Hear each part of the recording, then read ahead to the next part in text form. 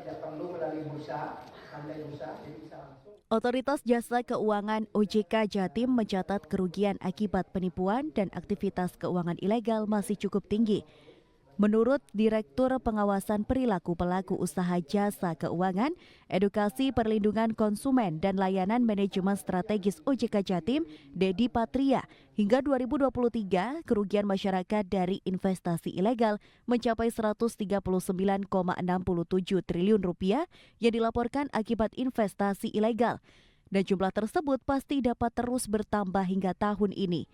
Sedangkan total lembaga jasa keuangan yang telah ditutup sejak 2017 mencapai 10.890 lembaga yang terdiri dari 1.459 investasi ilegal, 9.180 lembaga pinjaman online ilegal, dan 251 lembaga gadai ilegal.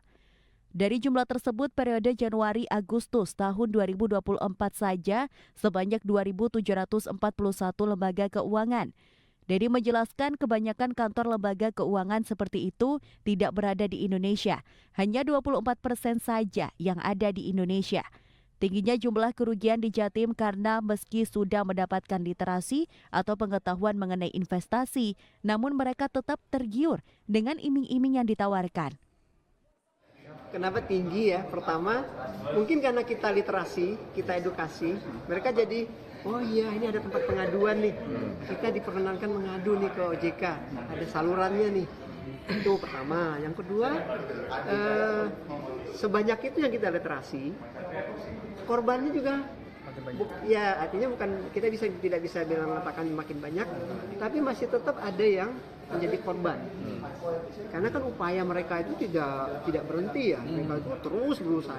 Ibaratnya kita tutup 1 tumbuh 1000 gitu. Nah itu jadi khusus Jawa Timur, karena mungkin masyarakat Jawa Timur kan cukup banyak ya yang dari yang masih membutuhkan dana. Dari investor ilegal itu korbannya para yang punya uang di Surabaya kan banyak ya, Jawa Timur kan banyak yang kaya-kaya juga ya, tapi mereka pengen dapatkan investasi yang besar, akhirnya tergiurlah tawaran-tawaran gitu. Harapannya masyarakat dapat memilah mana investasi legal ataupun pinjaman online yang memiliki perizinan dan sistem jelas. OJK pun melalui Satgas Pemberantasan Aktivitas Keuangan Ilegal atau PASTI yang terdiri dari banyak stakeholder getol melakukan literasi. Selvi Wang, CTV.